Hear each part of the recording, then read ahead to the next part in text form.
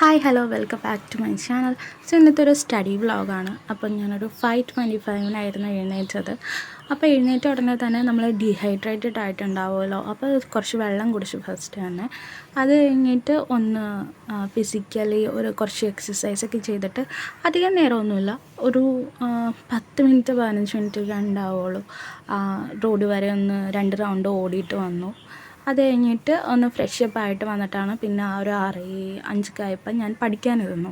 First തന്നെ ഞാൻ എടുത്തത് ജോഗ്രഫി ആയിരുന്നു. അപ്പോൾ ഇന്നലെ തന്നെ ഞാൻ ടൈം ടേബിളൊക്കെ പ്രിപ്പയർ ചെയ്ത് വെച്ചിട്ടുണ്ടായി. അപ്പോൾ എല്ലാം ഒതുക്കി വെച്ചിട്ടുണ്ടായിരുന്നു, മേശയൊക്കെ ഒതുക്കി വെച്ചിട്ടുണ്ടായിരുന്നു. സാധാരണ അങ്ങനെ ചെയ്യാത്ത ആളായിരുന്നു ഞാൻ, പക്ഷേ ഇന്നലെ ഒതുക്കി വെച്ച് ഞാൻ തലേ ദിവസമായിരിക്കും ടൈം ടേബിൾ പ്രിപ്പയർ ചെയ്യുന്നത്. ചില ദിവസങ്ങളിൽ രാവിലെ പ്രിപ്പയർ ചെയ്യാതെ വെക്കാറുണ്ട്, പക്ഷേ എനിക്ക് രാവിലെ പ്രിപ്പയർ ചെയ്യുന്നതിനേക്കാളും നല്ലത് തലേ ദിവസം നാളത്തെ ഒരു ദിവസം എന്തൊക്കെ ചെയ്യണമെന്ന് പ്ലാൻ ചെയ്ത് വെക്കുന്നതായിരിക്കും കുറച്ചും കൂടി എഫക്റ്റീവായിട്ട് തോന്നിയത് എനിക്കതാണ്. അപ്പോൾ ഞാനിനി മോസ്റ്റ്ലി ഇതായിരിക്കും ഫോളോ ചെയ്യുന്നത് കേട്ടോ. പിന്നെ ഫസ്റ്റത്തെ സ്റ്റഡി സെക്ഷനിൽ ജോഗ്രഫിയാണ് എടുത്തത്. ജോഗ്രഫിക്ക് യൂസ് ചെയ്യുന്നത് PMFIS ബുക്കാണ് കേട്ടോ. അപ്പോൾ പഠിക്കാനിരുന്നപ്പോൾ തന്നെ അമ്മച്ചി എനിക്ക് ചായ കൊണ്ടുവന്ന് തന്നു. അപ്പോൾ ഞാനിന്ന് ജോഗ്രഫി റിവൈസ് ചെയ്യാനാണ് എൻ്റെ പ്ലാൻ.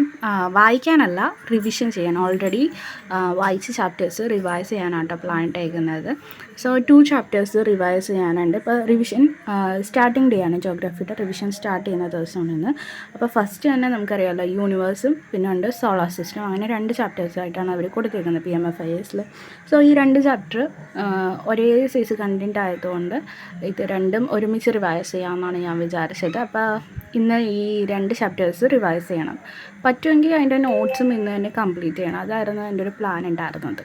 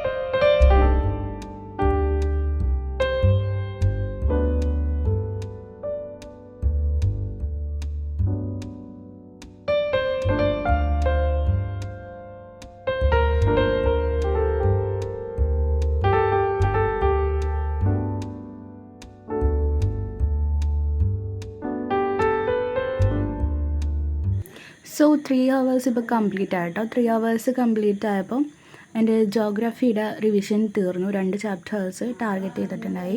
അങ്ങനെ 2 ചാപ്റ്ററിൻ്റെയും റിവിഷൻ കഴിഞ്ഞു.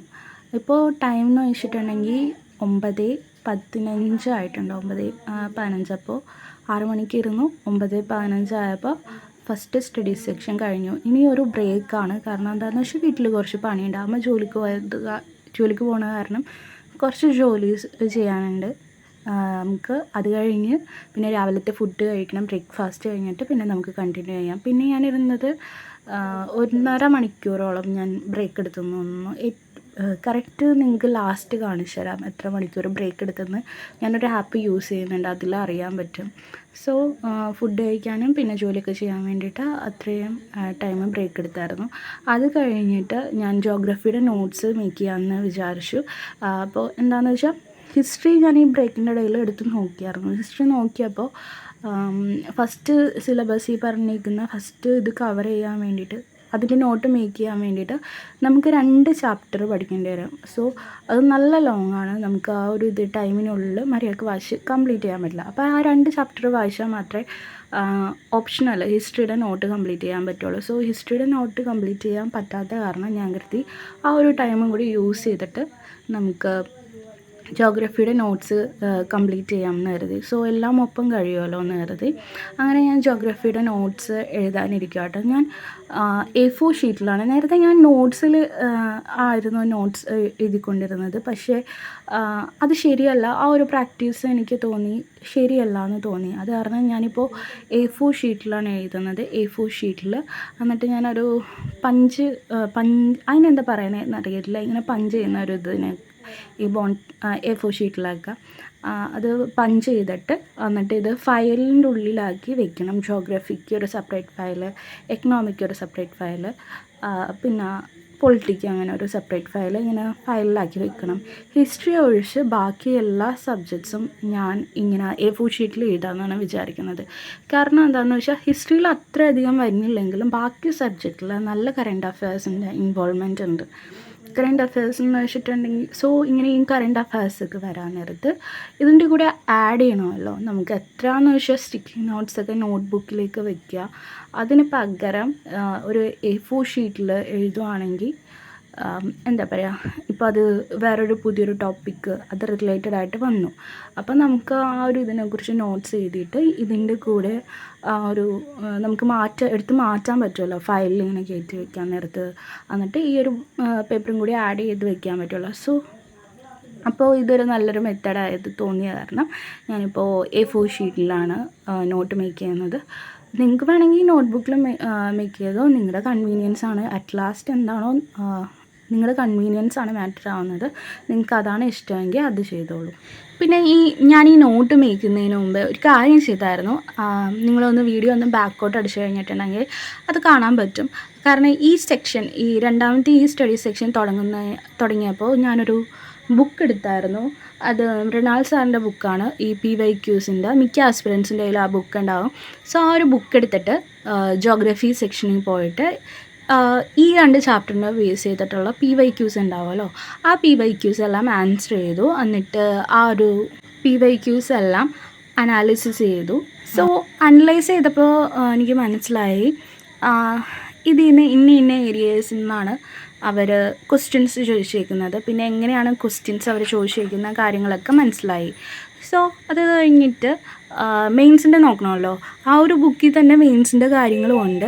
പക്ഷേ ഞാനെടുത്തത് എൻ്റെ കയ്യിൽ ഒരു പ്രിൻ്റ് ഔട്ട് ഉണ്ടായിരുന്നു. 2030 മുതലുള്ള ഒരു ക്വസ്റ്റ്യൻസിൻ്റെ മെയിൻസ് ക്വസ്റ്റ്യൻ്റെ പ്രിൻ്റ് ഔട്ട് ഉണ്ടായിരുന്നു. ആ ഒരു ക്വസ്റ്റ്യൻസിൽ ഞാൻ വീണ്ടും ഒന്നും കൂടി ഒന്ന് നോക്കി. പക്ഷേ അതിൽ ഈ ഒരു 2 ചാപ്റ്ററിനും റിലേറ്റ് ചെയ്തിട്ടുള്ള മെയിൻസിന് ഒരു ക്വസ്റ്റ്യൻസ് ചോദിച്ചിട്ടില്ല. സോ അത് 2 അനലൈസ് ചെയ്ത് കഴിഞ്ഞിട്ട് ഞാൻ വന്നു. അപ്പോൾ ഈ PYQs അനലൈസ് ചെയ്തപ്പോൾ എനിക്കൊരു കാര്യം മനസ്സിലായി.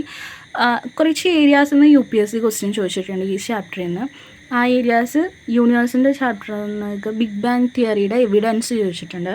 പിന്നെ സോളാർ സിസ്റ്റത്തിലേക്ക് വരാൻ നേരത്ത് ഈ പ്ലാനറ്റ്സ് തമ്മിലുള്ള ഡിഫറൻസ് അതായത് ചോദിച്ചിട്ടുണ്ട്. പ്ലാനറ്റിൻ്റെ ഫീച്ചേഴ്സ്, അതായത് എർത്തും മറ്റ് പ്ലാനറ്റും തമ്മിലുള്ളൊരു കമ്പാരിസൺ പോലെയൊക്കെ ചോദിച്ചിട്ടുണ്ട്. അപ്പോൾ നമുക്ക് അങ്ങനെ ഒരു കമ്പാരിസൺ നമ്മുടെ നോട്ടിൽ വേണമെന്ന് എനിക്ക് മനസ്സിലായി. പിന്നെ ക്യൂപ്പർ ബെൽറ്റ്, ആസ്ട്രോയിഡ്സിനെ കുറിച്ചിട്ട്, കോമറ്റ്സിനെ കുറിച്ചിട്ട് അങ്ങനെ കുറച്ച് കാര്യങ്ങളൊക്കെ ഉണ്ട്. അതും ഇമ്പോർട്ടൻ്റ് ഏരിയയാണ്, UPSCക്ക് ചോദിച്ചിട്ടുണ്ടെന്ന് മനസ്സിലായി. സോ അങ്ങനെ 2 ഹവേഴ്സിൻ്റെ ഉള്ളിൽ ഞാനൊരു നോട്ട് മേക്ക് ചെയ്ത് കഴിഞ്ഞാണ് നിങ്ങൾ കാണുന്നത്. അപ്പോൾ ഈ ഒരു 2 A4 ഷീറ്റിലാണ് ഞാൻ ഒരു ചാപ്റ്റർ ഇന്ന് നോട്ട് എഴുതാൻ പറ്റിയിട്ടുള്ളൂ. 2 ഹവേഴ്സ് ഈ ഒരു നോട്ട് മേക്കിങ്ങിന് കൊടുത്തിട്ട് ഈ ഒരു ചാപ്റ്റർ കംപ്ലീറ്റ് ചെയ്യാൻ പറ്റുകയുള്ളൂ. അപ്പോൾ ആ ഒരു നോട്ടാണ് ഇപ്പോൾ നിങ്ങൾ കാണുന്നത് കേട്ടോ. എൻ്റെ എവിടെ വെച്ച് നിർത്തിയെന്ന് വെച്ചിട്ടുണ്ടെങ്കിൽ ഇപ്പോൾ നമ്മൾ ഓൾമോസ്റ്റ് 5 ഹവേഴ്സ് ജോഗ്രഫിക്ക് വേണ്ടി കൊടുത്തിട്ടുണ്ട്. 3 ഹവേഴ്സ് റിവിഷനും പിന്നെ 2 ഹവേഴ്സ് നോട്ട് മേക്കിങ്ങിലും. 2 ഹവേഴ്സിനുള്ള ഒരു ചാപ്റ്റർ കഴിഞ്ഞുള്ളൂ. അത് കഴിഞ്ഞിട്ട് ഞാൻ ബ്രേക്ക് എടുത്തു. ഫുഡ് കഴിക്കാൻ വേണ്ടിയിട്ട് ഒരു മണിക്കൂറോളം ബ്രേക്ക് എടുത്തു തോന്നുന്നു. അത് കഴിഞ്ഞിട്ട് ഞാൻ നെക്സ്റ്റ് സെക്ഷൻ സ്റ്റാർട്ട് ചെയ്തു. നെക്സ്റ്റ് സെക്ഷനിൽ ഞാൻ എൻ്റെ ഓപ്ഷണലാണ് എടുത്തത്. ഓപ്ഷണൽ എൻ്റെ ഹിസ്റ്ററി ആട്ടോ. ഹിസ്റ്ററിക്ക് ഞാനിവിടെ യൂസ് ചെയ്യുന്ന ബുക്ക് ശേഖർ ബന്ദ്യോപാധ്യായയുടെ from Plassey to partition and after എന്ന് പറഞ്ഞൊരു ബുക്കാണ്. ഈ ഒരു ബുക്കാണ് എൻ്റെ മോഡേൺ ഇന്ത്യയുടെ മെയിൻ ബുക്ക് എന്ന് പറയുന്നത്. പിന്നെ സ്പെക്ട്രം എടുത്തേക്കുന്നത് എന്താണെന്ന് വെച്ചിട്ടുണ്ടെങ്കിൽ സ്പെക്ട്രത്തിൽ ഓൾറെഡി ഞാൻ വായിച്ചതാണ്. സ്പെക്ട്രത്തിൻ്റെ ഓൾമോസ്റ്റ് ഒരു 80% ഞാൻ കംപ്ലീറ്റ് ചെയ്തിട്ടുണ്ട്. സോ എന്തെങ്കിലും ഒരു ഡൗട്ട് വരികയാണെങ്കിൽ എനിക്ക് സ്പെക്ട്രത്തിലും കൂടി നോക്കാമല്ലോ എന്ന് കരുതിയിട്ടാണ് സ്പെക്ട്രം എടുത്തേക്കുന്നത് കേട്ടോ. സോ ഇത് പ്ലാസി ടു പാർട്ടീഷനിൽ ശിഖർ ബന്ദ്യോപാധ്യായുടെ ഞാൻ തുടങ്ങിയാക്കുന്നത് ഫസ്റ്റ് ചാപ്റ്റർ എന്ന് പറയുന്നത് ട്രാൻസിഷൻ ടു 18th സെഞ്ച്വറിയാണ്. അതിൽ decline of the Mughal empire കൊടുത്തിട്ടുണ്ട്, എമർജൻസ് ഓഫ് ദ റീജിയനും പവേഴ്സ് കൊടുത്തിട്ടുണ്ട്. പക്ഷേ ഇത് രണ്ടും ഞാൻ സ്കിപ്പ് ചെയ്തിട്ട് ഞാൻ foundation of the British empire തൊട്ടിട്ടാണ് സ്റ്റാർട്ട് ചെയ്തേക്കുന്നത്.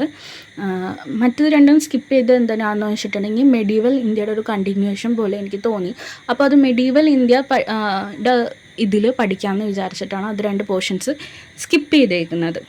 പിന്നെ പ്ലാസി ടു പാർട്ടീഷൻ നമ്മുടെ എന്താ പറയുക ബിപിൻ ചന്ദ്രയുടെ ബുക്കിൽ മോഡേൺ ഇന്ത്യയുടെ അതിനേക്കാളും ടഫായിട്ടാട്ടോ എനിക്ക് തോന്നിയത് വായിക്കാൻ വേണ്ടിയിട്ട്. കാരണം രണ്ടും ഒരു തട്ടിലിട്ട പോലെയാണ്, അതായത് ഇങ്ങനെ കഥ പോലെയാണ് ഇങ്ങനെ പറഞ്ഞു പോകുന്നത് ഓരോരോ കാര്യങ്ങൾ.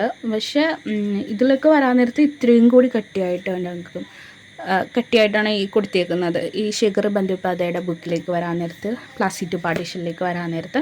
അപ്പോൾ കുറച്ച് കാര്യങ്ങൾ എനിക്ക് മനസ്സിലാക്കാൻ കുറച്ച് ബുദ്ധിമുട്ടൊക്കെ ഉണ്ടായി. അപ്പം ഞാൻ എന്ത് ചെയ്തെന്ന് വെച്ചിട്ടുണ്ടെങ്കിൽ യൂട്യൂബ് എടുത്തു. യൂട്യൂബിൽ peak into the past അതായിരുന്നു ആ ചാനലിൻ്റെ നെയിം എന്ന് തോന്നുന്നു. അതിൽ ഞാൻ ഈ ഒരു പീരീഡിൽ ഈ ട്രാൻസിഷൻ ടു 18th സെഞ്ച്വറി ആ ഒരു കാലഘട്ടത്തിൽ ചേട്ടൻ നന്നായിട്ട് പറയുന്നുണ്ട് അത്. അപ്പോൾ ആ ഒരു വീഡിയോ ഒരു കഥ പോലെ നമുക്ക് മനസ്സിലായി. അപ്പോൾ ആ വീഡിയോ കണ്ടിട്ട് അത് ഫുള്ള് കണ്ടിട്ടാണ് ഞാൻ വീണ്ടും ഈ ഹിസ്റ്ററി പഠിക്കാനിരുന്നത്. ഏകദേശം ഒരു 3/4 മണിക്കൂറിൻ്റെ ഒരു വീഡിയോ വരുന്നത്. സോ ആ വീഡിയോ കണ്ടു കഴിഞ്ഞിട്ട് ഈ ബുക്ക് വായിച്ചു കഴിഞ്ഞപ്പോൾ നമുക്ക് കാര്യങ്ങളെല്ലാം അത്യാവശ്യം മനസ്സിലായി. അതിലൊരു കഥ പോലെ എല്ലാ കാര്യങ്ങളും പറയുന്നുണ്ടല്ലോ, അപ്പോൾ നമുക്ക് മനസ്സിലാക്കാൻ അധികം ബുദ്ധിമുട്ടൊന്നുമില്ല. അങ്ങനെ ഞാനൊരു ഇത് ഹിസ്റ്ററി പഠിക്കാനിരുന്ന് 2 hours കഴിഞ്ഞപ്പോൾ ഒരു ബ്രേക്ക് എടുത്തായിരുന്നു. അത് കഴിഞ്ഞ് രണ്ടാമത്തെ സെക്ഷൻ കഴിഞ്ഞിട്ട് ഇപ്പോഴാണ് ആ ഒരു 4 hours ഹിസ്റ്ററിക്ക് വേണ്ടിയുള്ള 4 hours ഞാൻ കംപ്ലീറ്റ് ചെയ്തു. അപ്പോൾ ഈ ആപ്പിൽ നോക്കിയാൽ കാണാൻ പറ്റും ഞാൻ കറക്റ്റ് എടുത്ത ടൈം. ജോഗ്രഫിക്ക് 5 hours and 25 minutes കൊടുത്തിട്ടുണ്ട്. പിന്നെ ഹിസ്റ്ററി ഓപ്ഷണലിന് 4 hours കറക്റ്റ് 4 hours കൊടുത്തിട്ടുണ്ട് കേട്ടോ. അങ്ങനെ ഹിസ്റ്ററിയുടെ ഇത് കംപ്ലീറ്റ് ചെയ്ത് കഴിഞ്ഞ് 4 hours കംപ്ലീറ്റ് ചെയ്ത് കഴിഞ്ഞിട്ട് ഞാനൊരു ബ്രേക്ക് എടുത്തായിരുന്നു. ബ്രേക്ക് എന്ന് പറഞ്ഞാൽ ഒരു ചെറിയ ബ്രേക്ക് എടുത്തായിരുന്നു. അപ്പോൾ ഈ ബ്രേക്കിൽ ഞാൻ ചെയ്തതെന്ന് വെച്ചിട്ടുണ്ടെങ്കിൽ കുറേ നേരം നമുക്ക് ഇരിക്കുമ്പോൾ ഉണ്ടല്ലോ നമുക്ക് അത്യാവശ്യം നല്ല ബാക്ക് പെയിൻസ് ഉണ്ടാവാറുണ്ട്. സോ അപ്പോൾ കുറച്ച് അങ്ങോട്ടും ഇങ്ങോട്ടൊക്കെ നടത്തി കഴിഞ്ഞിട്ടുണ്ടെങ്കിൽ നമുക്ക് കുറച്ച് റിലീഫ് കിട്ടും. സോ ഞാൻ അങ്ങനെ ബ്രേക്ക് ടൈം അത് യൂസ് ചെയ്തു. അത് കഴിഞ്ഞിട്ട് ഞാൻ വീണ്ടും പഠിക്കാനിരുന്നപ്പോൾ ഞാൻ എടുത്തത് എക്കണോമിയാണ്. അപ്പോൾ എൻ്റെ ഒരു പ്ലാനർ അനുസരിച്ച് എക്കണോമിയിൽ എനിക്ക് ബാക്ക്ലോഗ്സ് ഉണ്ട്. എക്കണോമി റിവിഷൻ ചെയ്യാനുണ്ട്, കംപ്ലീറ്റ് ചെയ്യാനുണ്ട് കേട്ടോ. എനിക്ക് ബാക്ക്ലോഗ് വന്നിട്ടുണ്ട് എക്കണോമിയിൽ. സോ അപ്പോൾ ഞാൻ ഫസ്റ്റ് റിവിഷൻ ചെയ്യാനുള്ള പോർഷൻ എടുക്കുന്നത് ഞാൻ സെക്കൻഡ് ചാപ്റ്റർ തൊട്ട് റിവിഷൻ ചെയ്യാൻ കരുതി. ഫസ്റ്റ് ചാപ്റ്റർ ബേസിക്സ് കുറേ കാര്യങ്ങളൊക്കെ പറയുന്നതാണ്. അപ്പോൾ അത് അത്രയ്ക്ക് ആവശ്യമില്ല UPSCക്ക് വേണ്ടിയിട്ട്. സെക്കൻഡ് ചാപ്റ്റർ തൊട്ടാണ് ആവശ്യമുള്ളത്. സോ സെക്കൻഡ് ചാപ്റ്റർ തൊട്ട് റിവിഷൻ ചെയ്യാൻ കരുതിയിട്ടിരിക്കുക കേട്ടോ. സോ ഞാൻ ബാക്ക്ലോഗിന് എൻ്റെ ടൈം ടേബിളിൽ ബാക്ക്ലോഗിന് വേണ്ടി മാത്രം ഞാനൊരു ടൈം ടേബിൾ ഒരു പ്ലാനർ ഉണ്ടാക്കിയിട്ടുണ്ട് കേട്ടോ. ഇങ്ങനെ ഈ സമയത്ത് ഇതൊക്കെ കവർ ചെയ്യണമെന്ന് പറഞ്ഞിട്ട്. കാരണം എന്താണെന്ന് വെച്ചാൽ ഇത് കറക്റ്റായിട്ട് ക്ലിയർ ചെയ്തില്ലെങ്കിൽ നമുക്ക് എന്താ പറയുക ലാസ്റ്റ് എത്താൻ നേരത്ത് ഒരുപാട് കാര്യങ്ങൾ ചെയ്ത് തീർക്കാനുണ്ടാവും, ബാക്ക്ലോഗ്സ് ഉണ്ടാവും. പിന്നെ നമുക്കൊരു പ്രിപ്പറേഷൻ്റെ ഒരു കാര്യം അറിയാമല്ലോ, കോമ്പറ്റേറ്റീവ് എക്സാമാണ്. പ്രത്യേകിച്ച് ഒരു UPSC പോലൊരു എക്സാമിൽ നമുക്ക് ഒത്തിരി കാര്യങ്ങൾ പഠിക്കാനുണ്ട്. ഇനി മുന്നോട്ട് ദിവസങ്ങളിൽ പോകുമ്പോൾ ഒരുപാട് കാര്യങ്ങൾ വരും നമുക്ക് പഠിക്കാൻ വേണ്ടിയിട്ട്, കറണ്ട് അഫയേഴ്സ് ആയാലും എന്തായാലും. സോ ഈ നമ്മുടെ കോർ സബ്ജക്റ്റിൽ ബാക്ക്ലോഗ്സ് വെച്ച് കഴിഞ്ഞിട്ടുണ്ടെങ്കിൽ അത് ശരിയല്ല. കാരണം ഇതാണ് അതിൻ്റെ ഫൗണ്ടേഷൻ എന്ന് പറയുന്നത്, ഇതാണ് ബേസിക്സ്. സോ ഇതിൽ വെച്ച് വേണം പിന്നെ കറണ്ട് അഫയേഴ്സ് വരാൻ നേരത്ത് അത് ലിങ്ക് ചെയ്ത് വാല്യൂ അഡീഷൻ ചെയ്ത് പഠിക്കാനൊക്കെ വേണ്ടിയിട്ട്. സോ റിവിഷന് വേണ്ടിയിട്ട് ഞാൻ ഡെയിലി ഇപ്പോൾ ഒരു 2 hours വേണ്ടിയിട്ട്, റിവിഷനല്ല ബാക്ക്ലോഗ് കവർ ചെയ്യാൻ വേണ്ടിയിട്ട് 2 hours അലോട്ട് ചെയ്യാറുണ്ട് ഡെയിലി ഇപ്പോൾ കേട്ടോ. എന്തായാലും നമുക്ക് ബാക്ക്ലോഗ്സ് ഒറ്റ ദിവസം കൊണ്ടോ അല്ലെങ്കിൽ പെട്ടെന്നൊരു ദിവസം തന്നെ കവർ ചെയ്യാനൊന്നും പറ്റത്തില്ല. അങ്ങനെ കവർ ചെയ്യുകയാണെങ്കിൽ തന്നെ നമ്മുടെ ഇപ്പോൾ ഉള്ള പ്ലാനിങ്ങിൽ, ഇപ്പോൾ ഉള്ള സ്റ്റഡി പ്ലാനർ ഉണ്ടാവുമല്ലോ, അതിൽ കോംപ്രമൈസ് ചെയ്യേണ്ടി വരും. പിന്നെ നാളെ അതൊരു ബാക്ക്ലോഗായിട്ട് മാറും. സോ അത് ചെയ്യാണ്ട് നമുക്ക് എന്താണെന്ന് വെച്ചിട്ടുണ്ടെങ്കിൽ എല്ലാം ഒപ്പത്തിന് കൊണ്ടുപോവുക എന്നാണ് ഞാൻ വിചാരിക്കുന്നത്. അതായത് എൻ്റെ ഓപ്ഷണൽ പിന്നെ ബാക്ക്ലോഗ് കവർ ചെയ്യാനുള്ള അത്, പിന്നെ ഇപ്പോൾ പ്ലാനിൽ എൻ്റെ സ്റ്റഡി പ്ലാൻ അനുസരിച്ച് ഏത് സബ്ജക്റ്റാണോ കവർ ചെയ്യുന്നത് അതും ഇതിൻ്റെ ഒപ്പം കൊണ്ടുപോവുക. അങ്ങനെ കുറച്ച് ബാക്ക്ലോഗ്സ് കുറച്ച് സമയം കൊടുത്തിട്ട് തീർത്താൽ മതി. മേ ബി ഒരു 1 hour 2 hour 3 hour നിങ്ങളുടെ എന്താ പറയുക സൗകര്യം പോലെ അത് കൊടുത്തിട്ട് അത് തീർത്താൽ മതിയാകും. അങ്ങനെയാണ് ഞാൻ ചെയ്യുന്നത് കേട്ടോ. സോ ഞാൻ ഈ ചാപ്റ്ററിൻ്റെ റിവിഷൻ തുടങ്ങാൻ മുമ്പ് ഞാനിവിടെ അനലൈസ് ചെയ്യുന്നത് പ്രീവിയസ് ഇയർ മെയിൻസ് ക്വസ്റ്റ്യൻസ് ആട്ടോ. UPSC എക്കണോമീൻ്റെ പ്രീവിയസ് ഇയർ മെയിൻസ് ക്വസ്റ്റ്യൻസ് ആണ്. അപ്പോൾ അതിൽ ഈ ചാപ്റ്റർ റിലേറ്റഡ് ആയിട്ടുള്ള എന്തെങ്കിലും കാര്യം ചോദിച്ചിട്ടുണ്ടെങ്കിൽ അത് എന്താണെന്നുള്ളത് അനാലിസിസ് ചെയ്ത് കണ്ടുപിടിക്കുകയാണ്. അങ്ങനെ 3 ക്വസ്റ്റ്യൻസ് എനിക്ക് കിട്ടിയിട്ടുണ്ടായിരുന്നു. ഒന്ന് മറ്റേ വി ഷേപ്ഡ് എക്കണോമി എന്താണെന്നുള്ളതിനെ കുറിച്ചിട്ട് ഒരു ചോദ്യം വന്നിട്ടുണ്ടായിരുന്നു ഈ അടുത്തിടെ. അത് കഴിഞ്ഞിട്ട് ചോദിച്ചിരിക്കുന്നത് പിന്നെ എന്താണ് പൊട്ടൻഷ്യൽ GDP ആൻഡ് ഡിറ്റർമിൻസ്, പിന്നെ what are the factors that have been inhibiting India from realising potential GDP ചോദിച്ചിട്ടുണ്ട്. പിന്നെ explain the difference between computing methodology of GDP before the year of 2050 and after the year of 2050 ഇതും ചോദിച്ചിട്ടുണ്ട്. ഞാനിപ്പോൾ മെയിൻസിൻ്റെ മാത്രമായിട്ട് നോക്കുന്നുള്ളൂ revision ചെയ്യാൻ നേരത്ത്.